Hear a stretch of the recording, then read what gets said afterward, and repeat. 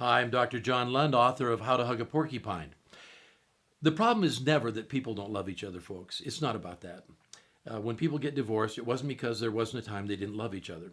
It was their inability to resolve their conflicts in healthy ways. That was the heart and core of 99.999% of all those relationships that either terminate or if they stay together in a roommate kind of a capacity, not really emotionally married or committed, but nevertheless in the relationship. Now, how do we avoid that? How can we stay connected? Well, we're talking about criticism, and I'd mentioned that the way that my wife wants to be approached is to have me write it down, and then I give it to her. She processes it and gets back to me, and there's only one of three responses. One, I thought about what you're going to say, and I want you to know that I've thought about it, and I'll make this change. Another is, I hear your criticism, I've read it, I've thought about it, and I think you need some more information from me because I don't think you really have a complete picture here.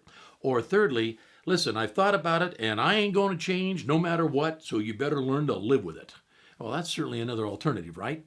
Well, and those are the three reactions. Now, the way I want to be approached is I want to know on a scale of 1 to 10, and there is a 2 or a 9 as to how painful it's going to be. And then secondly, if it's a 9, I need time to prepare myself. And I've said to my wife that, honey, you can give me a little time to prepare, and I promise I'll get back here within the next 2 or 3 hours. We have a limit of about 3 hours.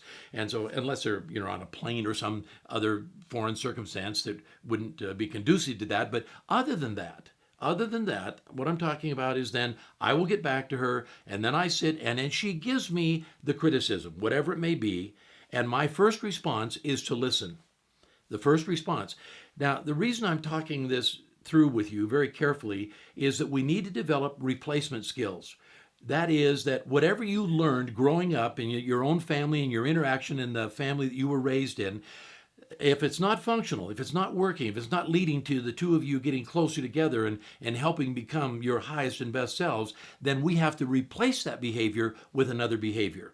And the behavior I'm talking about right now is criticism, and we need to learn to give that criticism, and there is an art to doing it. So with my wife, for example, when she says, I've got a 9, then I get myself ready, I sit there, I listen to her, and this is the replacement skill. I say, okay, whatever the criticism was, I repeat it back to her. And then she confirms that that indeed was what her concern was. And now I know what it is. I can't always respond instantly, and so we've agreed that there'll be a little period of time where I can think about and process that, and then I'll get back to her. Now, most of the issues that we're going to deal with in marriage or other relationships are not, the child is playing in the freeway right now, and do you need 3 hours to get ready for this? Most of the time, we're going to be dealing with issues that we are upset about at the moment, and probably the least capable of dealing with at that moment. And so it's really, really wise to give yourself a minute or two to think about how you're going to process this information. And I have some other suggestions for you on how to process your criticisms.